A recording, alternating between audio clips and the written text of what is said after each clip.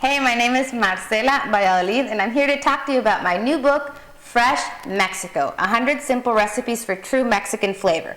Now, I grew up in Tijuana, Mexico, which is a border town. So if you're in San Diego, cross the international border going south, and that's exactly where I grew up.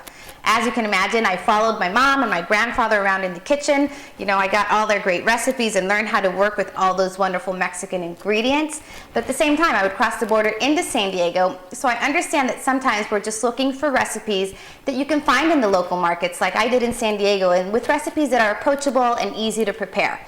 Now, very briefly, I'm going to show you a few tricks that I use at home when I can't find those ingredients, or that you can use at home. So you're going to find this throughout the book. Here we have a couple of examples. This is a galleta Maria, which is a very traditional Mexican biscuit that you can find, I think, in every pantry across the country.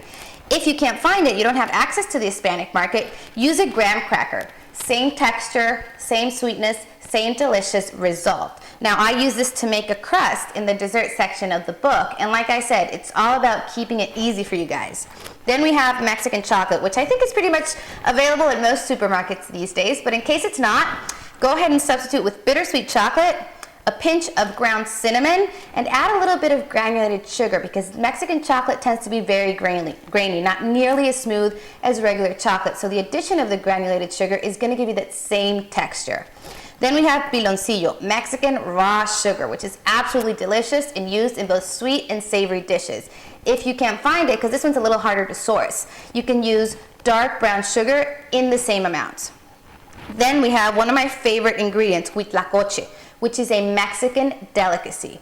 This is a little hard to source. You can definitely find it online and in some Mexican supermarkets. If you can't find it, now let me tell you what it is first. It's a corn kernel that's been attacked by a certain bacteria that makes it swell 10 times its normal size, turning it black and very, very smooth.